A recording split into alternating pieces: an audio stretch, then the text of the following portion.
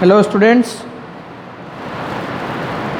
आज हमारी जो पाठ्य पुस्तक है संस्कृत, उसका शेमुशी का चैप्टर नंबर 4 कल्पतरु जो चैप्टर है उसका अध्ययन करेंगे। ठीक है, इसे भी हम 2 पार्ट में पढ़ेंगे। इसका आधा चैप्टर आज कंप्लीट करेंगे और आधा नेक्स्ट क्लास में कंप्लीट करेंगे। ठीक है, सबसे पहले तो आप इसका संस्कृत अनुवाद पढ़ना, इसके बाद में मैं जो हिंदी इसकी अनुवाद करा रहा हूँ उसको भी अच्छे ध्यान से सुनना। कल्पतरु इस चैप्टर का नाम है। ये कल्प वृक्ष, तरु मतलब वृक्ष होता है, कल्प वृक्ष है, ये एक पेड़ है। ठीक है, इस पुरानी जो हमारी मान्यता है उसके आधार पे क्या होता है, इस वृक्ष के नीचे बैठकर व्यक्ति जो भी इच्छा करता है वह उसकी पूर्ण हो जाती है। ठीक है, ये इस जो पेड़ है इस पेड़ की विशेषता है। ठीक है, प्रस्तुतो अयम पाठ वेताल पंचविंशति इति प्रसिद्ध कथा संग्रहात् संपादनं कृत्वा संग्रहितो अस्ति। अत्र मनोरंजक घटनाभिः विस्मयकारी घटनाभिश्च जीवनमूल्यानां निरूपणं वर्तते। अस्यां कथायां पूर्वकालतः एव स गृहोद्याने स्थित कल्पवृक्षेण जीमूतवाहनः लौकिक पदार्थानां न याचते, अपितु सः सांसारिक प्राणिनां दुखानि अपाकरणाय वरम याचते, यतो हि लोकभोग्याः भौतिक पदार्थाः जलतरंगवद अनित्या सन्ति। अस्मिन् संसारे केवलं परोपकारः एव सर्वोत्कृष्टं चिरस्थायी तत्वम् अस्ति। है ना, केवल परोपकार ही लंबे समय तक चलने वाला तत्व है। अस्मिन् संसारे, इस संसार में केवल परोपकार ही ऐसा सर्वोत्कृष्ट चिरस्थायी तत्व है जो लंबे समय तक चलता है। वो क्या है? परोपकार, मतलब दूसरों पर उपकार करना। ठीक है, ये जो प्रस्तुत पाठ है वो वेताल पंचविंशति इस कथा संग्रह से लिया गया है, संपादित किया गया है, इससे संग्रहित किया गया है, जिसमें मनोरंजक और आश्चर्यजनक घटनाओं के माध्यम से जीवन मूल्यों का निरूपण किया गया है। इसमें एक जीमूत वाहन है। इस कथा में हिमालय पर्वत के शिखर पर बसे कंचनपुर नामक नगर जो है आपका, उसमें राजा जीमूत केतु का पुत्र है जीमूत वाहन, जो कल्पवृक्ष की कृपा से उत्पन्न हुआ है ना। उस पेड़ के नीचे बैठने से अपितु सांसारिक प्राणी नाम, सभी संसार के प्राणियों का दुख जो वहाँ पर लेकर जाते हैं उनका निराकरण हो जाता है। ये इस कल्पवृक्ष की विशेषता है कि कोई भी कष्ट वहाँ पर बैठने से सारे दुखों का निवारण हो जाता है। ये इस चैप्टर में पढ़ाया गया है, बताया गया है। तो सबसे पहले हम पैराग्राफ नंबर 1 इसका पढ़ेंगे। अस्ति हिमवान नाम सर्व रत्न भूमि नगेंद्र। हिमालय पर्वत नाम का समस्त रत्नों का उत्पत्ति स्थान पर्वतराज है ना। पर्वतराज मतलब नगेंद्र मतलब पर्वत। ठीक है, पर्वतराज जिसको बोला है नगेंद्र। सर्वरत्न भूमि मतलब समस्त रत्नों का उत्पत्ति स्थान, सभी रत्नों का उत्पत्ति स्थान क्या है? वो पर्वतराज। ठीक है, अस्ति हिमवान नाम मतलब हिमालय नाम का समस्त रत्नों का उत्पत्ति स्थान पर्वतराज है। ठीक है, तस्य सानोह ऊपरी विभाति कंचनपुरम नाम नगरम। उसकी चोटी के ऊपर कंचनपुर नामक नगर सुशोभित है। ऊपरी विभाति तस्यो सानोह, सानोह मतलब चोटी पर, शिखर पर, ऊंचाई पर। ऊपरी विभाति ऊपर, सुशोभित है, क्या है? कंचनपुर नामक नगर। तत्र जीमूत केतुः इति श्रीमान विद्याधरपतिः वसति स्म। वहाँ जीमूत केतु नामक अत्यंत धनवान विद्याधरपति रहता था, है ना। वहाँ जीमूत केतु नामक अत्यंत धनवान श्रीमान विद्याधरपति वसति स्म। ठीक है, विद्याधरपति रहता था। तस्य गृहोद्याने कुलक्रमागतः कल्पतरु स्थितः। उसके घर के बगीचे में कुल परंपरा से प्राप्त कल्प वृक्ष स्थित था, वहां पर कल्प वृक्ष था। ठीक है, स राजा जिमुत्केतु तम कल्पतरुम आराध्य तत्प्रसादाच्च बोधिसत्वाच्च संभवम जिमुतवाहनम नाम पुत्रम प्राप्नोत। देखिए, उस राजा जिमुत्केतु ने उस कल्प वृक्ष की आराधना करके, आराध्य तत्प्रसादात है ना करके, और उसकी कृपा से बोधिसत्व के अंश से उत्पन्न बोधिसत्वांश संभवम जिमुतवाहनम नाम, जिमुतवाहन नामक का पुत्र प्राप्त किया। उस किसके माध्यम से? उस कल्प वृक्ष के माध्यम से। सह जिमुतवाहनः महान दानवीरः सर्वभूतानुकंपी च अभवत्।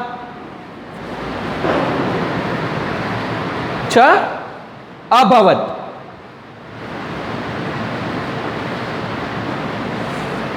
ठीक है। स जिमुतवाहनः महान दानवीरः सर्वभूतानुकंपी च अभवत्। वह महान दानवीर और समस्त प्राणियों पर दया करने वाला हुआ। और जो उत्पन्न हुआ था पुत्र, उसके बारे में बताया गया है। ठीक है, तस्य गुणेः प्रसन्नः स्वसचिवेश्च प्रेरितः राजा काले संप्राप्त यौवनम तम युवराज्ये अभिषिक्तवान। अभिषिक्तवान मतलब अभिषेक कर देना। युवराज्य, युवराज पद पर। संप्राप्त यौवन, युवावस्था को प्राप्त होना, मतलब जब वो विवाहावस्था में उसने कदम रखा था, जिमुतवाहन है ना, उसके गुणों से प्रसन्न और अपने मंत्रियों से प्रेरित, उसके गुणों से प्रसन्न और अपने मंत्रियों से प्रेरित राजा ने समय से युवावस्था को प्राप्त उसका युवराज पद पर अभिषेक कर दिया। ठीक है, कदाचित हितेशिनः पितृमंत्रिणः युवराज्ये स्थितम तम जिमुतवाहनम उक्तवन्तः। फिर क्या होता है देखिए, युवराज पद पर स्थित उस जिमुतवाहन ने पिता के कल्याण की कामना करने वाले मंत्रियों ने किसी समय कहा, है ना, कदाचित हितेशिनः पितृमंत्रिणः, मतलब हितेशिनः मतलब हितेशिभिः पितृमंत्रिभिः, पिता के कल्याण की कामना करने वाले मंत्रियों ने किसी समय कहा, युवराज, हे युवराज, यो अयम सर्वकामदः कल्पतरुः तवोद्याने तिष्ठति स तव सदा पूज्यः। कि हे युवराज, जो यह समस्त कामनाओं को प्रदान करने वाला कल्पवृक्ष आपके बगीचे में है, वह आपके द्वारा हमेशा पूजनीय है। अस्मिन् अनुकूले स्थिते सती शक्रोऽपि अस्मान् बाधितुं न शक्नुयात् इति। अर्थात इसके अनुकूल स्थिति में रहने पर इंद्र भी हमें बाधा नहीं पहुंचा सकता। ठीक है, इंद्र मतलब अगर बारिश भी आ जाती है तो ये कल्प वृक्ष जो है हमें किसी भी प्रकार से बाधा नहीं पहुंचा सकता। ठीक है, एतत् आकर्ण्य जिमुतवाहन अचिंतयत।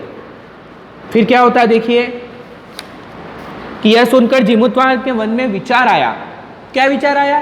अहो ईदृशम अमर पापम प्राप्यापि पूर्वेह पुरुषेह अस्माकं तादृशम फलम किमपि न प्राप्तम।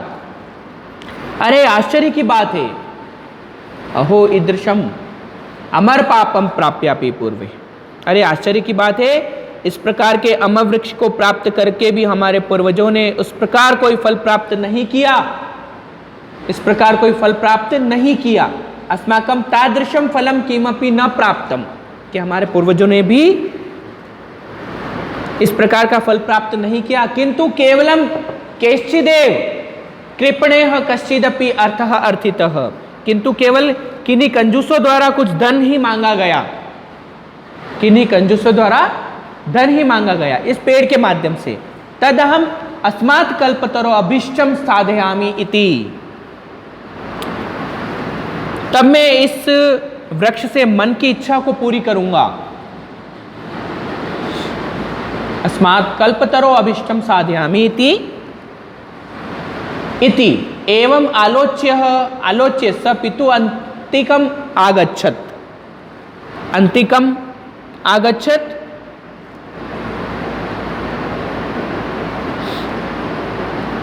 यानी क्या होगा, देखिए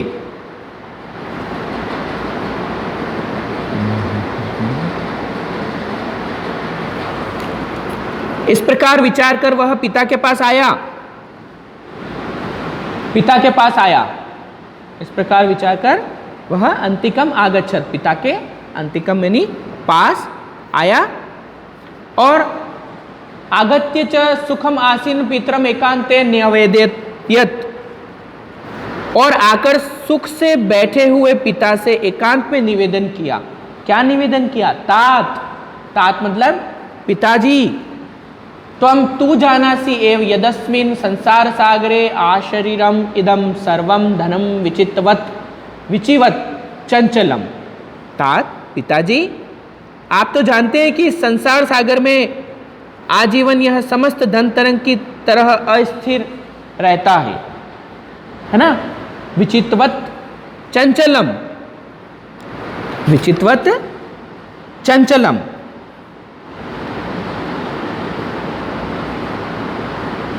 चंचलम यानी अस्थिर रहना, और विचिवत यानी तरंग की तरह, कोई तरंगे चलती है उस प्रकार से, है ना। अस्मिन संसारे मतलब इस संसार में।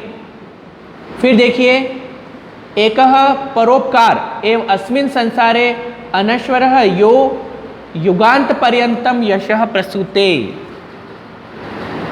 एक परोपकार ही संसार में नष्ट न होने वाला है। एक परोपकार ही संसार में नष्ट न होने वाला है, जो युगों तक यश उत्पन्न करता रहता है। अनश्वरः यो युगांत पर्यंतम यश प्रसूते, युगों तक यश प्रस्तुत करता रहता है। तद अस्माभि ईदृशः कल्पतरुः किमर्थम रक्ष्यते।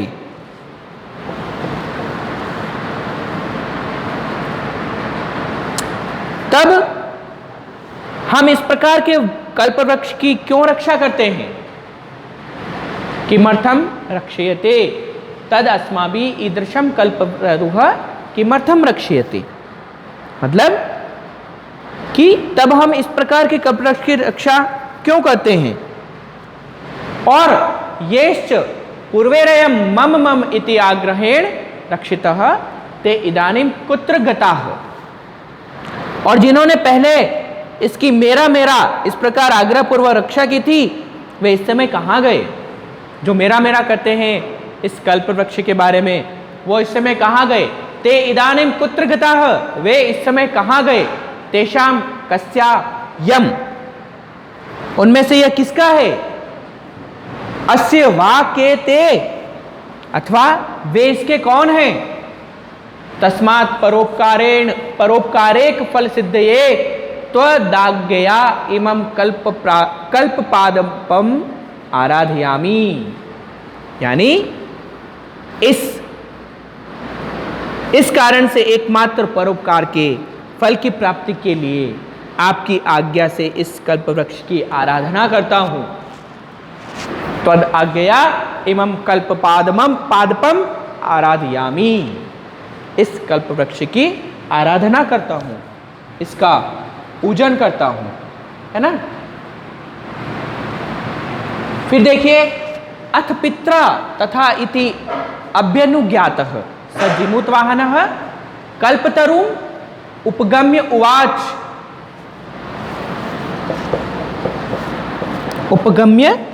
उवाच।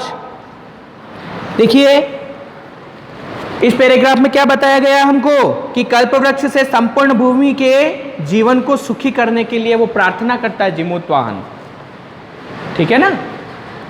अथ पित्रा, ये चैप्टर आज कंप्लीट हो जाएगा बेटा, ठीक है। अथ पित्रा, इसके पश्चात पिता से वैसी अनुमति प्राप्त किया हुआ। इति अभ्यनुज्ञातः स जिमूतवाहनः कल्पतरुम् उपगम्य उवाच। इसके पश्चात पिता से वैसी अनुमति प्राप्त किया हुआ वह जिमूतवाहन कल्पवृक्ष के पास जाकर बोला, देव, हे देव, त्वया अस्मत् पूर्वेषाम् अभीष्टाः कामाः पूरिताः तन्ममेकं कामं पूरय। आपके द्वारा हमारे पूर्वजों की इच्छित कामनाएं पूर्ण की गई, तब मेरी भी एक कामना पूर्ण कीजिए। कल्पवृक्ष को बोलता है कि आपके द्वारा हमारे पूर्वजों की इच्छित कामनाएं पूर्ण की गई, तो मेरी भी एक कामना पूर्ण कीजिए। तो क्या बोलता है वो, यथा पृथ्वीम अदरिद्राम पश्यामि, जिस प्रकार से पृथ्वी को दरिद्रता से रहित देखूं, देव, हे देव, वैसा ही कीजिए कि इस पृथ्वी से दरिद्रता दूर हो जाए, वैसा ही कीजिए। एवं वादिनी जिमूतवाहने, जिमूतवाहन के ऐसा कहने पर, त्यक्त त्वया एषो अहम यातो अस्मि, तुम्हारे द्वारा त्यागा हुआ यह मैं जाता हूँ। इति वाक तस्मात् तरोह उद्भुत, इस प्रकार की वाणी उस वृक्ष से उत्पन्न हुई। उस वृक्ष से क्या वाणी उत्पन्न हुई कि तुम्हारे द्वारा त्यागा हुआ मैं जाता हूँ। ठीक है, और इसकी लास्ट 2 लाइनें, क्षणेन च स कल्पतरु दिवम समुत्पत्य भुवि तथा वसूनि अवर्षत यथा न को अपि दुर्गत आसित। और क्षण भर में उस कल्पवृक्ष ने स्वर्ग को उड़कर पृथ्वी पर उस प्रकार से धन की वर्षा की जिससे कोई भी पीड़ित, कोई भी गरीब नहीं रहा, कोई भी निर्धन नहीं रहा, है ना। धन की वर्षा की उस कल्पवृक्ष ने वहां से गायब होकर ततस्तस्य जिमूतवाहनस्य सर्वजीवानुकंपया सर्वत्र यशः प्रथितम। और क्षण भर में क्या हुआ, इसके पश्चात उस जिमूतवाहन का समस्त जीवों पर दया करने से सभी जगह यश, प्रसिद्धि, कीर्ति को प्राप्त हो गई। वहाँ उस कल्पवृक्ष की बहुत प्रसिद्धि हुई, वो कल्पवृक्ष प्रसिद्धि को प्राप्त हुआ। ठीक है, तो इस चैप्टर में हमें इस कल्पवृक्ष के बारे में बताया गया है। ये चैप्टर हमारा कंप्लीट हो चुका है। ठीक है, अब नेक्स्ट जो क्लास होगी उसके अंदर हम इसके क्वेश्चन आंसर्स कंप्लीट करेंगे और इसका अनुवाद मैं आप लोगों को लिखकर भेज दूंगा।